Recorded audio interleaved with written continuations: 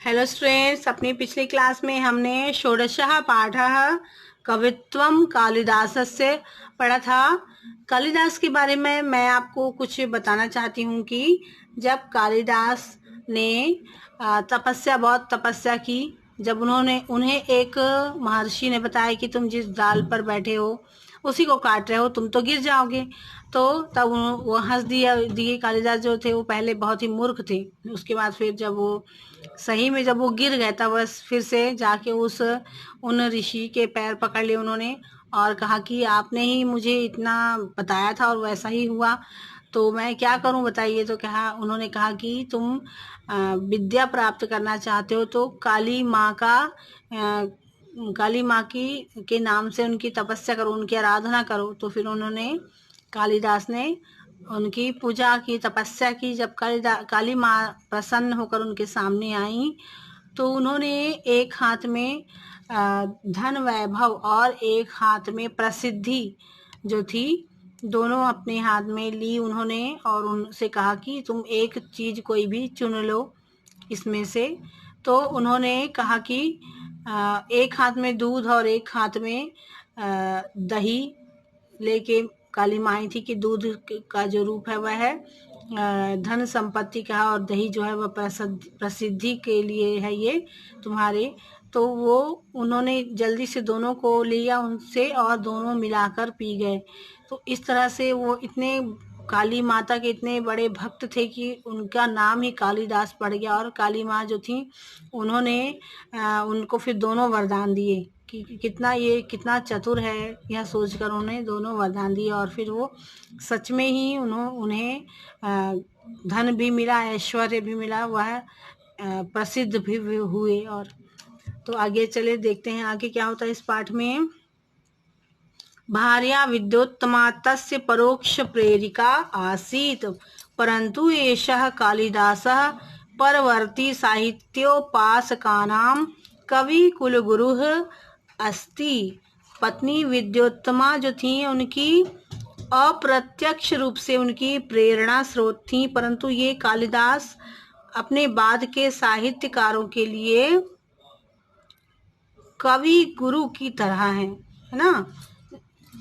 कालिदास जो है परवर्ती साहित्य के उपासक जो थे उनके कवि कुलगुरु के जैसे रहे हैं। कालिदासस्य ग्रंथानाम अनुवादः प्रायः विश्वस्य सर्वासु भाषासु संजातः। कालिदास के सारे ग्रंथ जो हैं वो विश्व के सारी भाषाओं में ही उनका अनुवाद किया गया है, क्योंकि उनके जो ग्रंथ हैं उनको सभी लोग पढ़ना चाहते हैं। उज्जयिनी तस्य जन्मस्थली इति केचित् अन्ये विदर्भम अपि मन्यन्ते वैदर्भी रीति तर्केण मेघदूत प्रमाणेन च।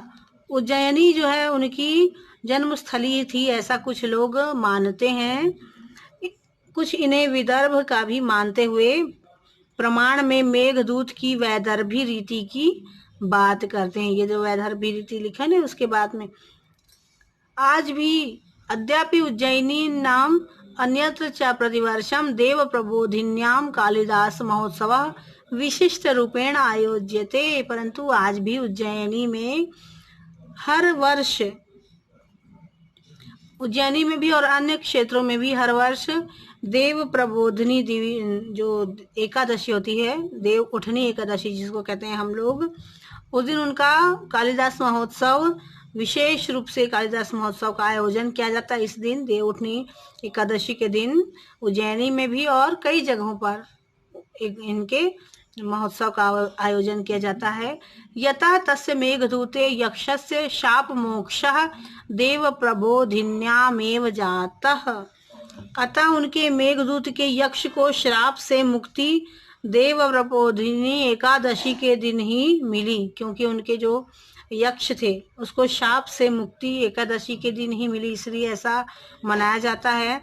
यक्ष व्याजेन महाकवि आत्मव्यथाम प्रस्तुतवान इति विदुषम मतम।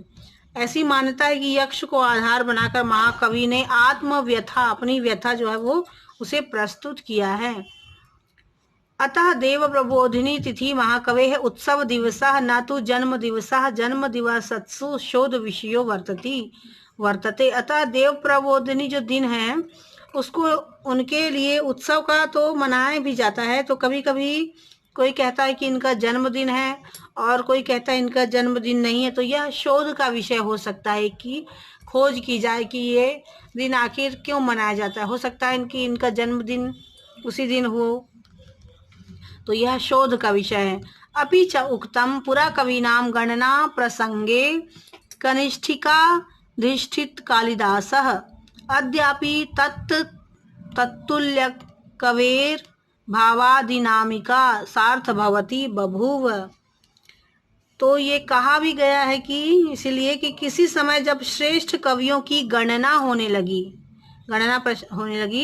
तब सबसे पहले कालिदास को सर्वप्रथम स्थान देकर उनका नाम कनिष्ठ उंगली पर रखा गया। बाद में यह विचार उपस्थित हुआ कि द्वितीय स्थान किस कवि को दिया जाए, पर कालिदास जैसे विलक्षण प्रतिभा संपन्न अन्य कवि के न होने के कारण दूसरी उंगली अनामिका पर किसी कवि का नाम नहीं पड़ा। इसलिए अनामिका जिस पर किसी का नाम न पड़े का नाम सार्थक हो गया। गणना की सर्वानुभूत पद्धति यह है कि कुछ गिनते सबसे पहले कनिष्ठ उंगली पर ही अंगूठे को रखते हैं, बाद में अनामिका, मध्यमा तथा तर्जनी पर। तो इसीलिए जब उनको गणना की गई और पहले कनिष्ठ उंगली पर, कनिष्का उंगली पर रखा गया उंगली को, अंगूठे को, तो उनके बाद कोई कवि मिला ही नहीं उनके जैसा महान। तो इसलिए इसका नाम अनामिका उंगली पड़ेगा, क्योंकि जिसका कोई नाम ना हो, उनके बाद कोई ऐसा कवि उनके जैसा मिला ही नहीं। तो आज हमने कालिदास पाठ जो है वो पूर्ण कर लिया है। अगली क्लास में हम इस पाठ के अभ्यास के प्रश्नों को देखेंगे। तो आप और कालिदास के बारे में उनके काव्यों को पढ़ें।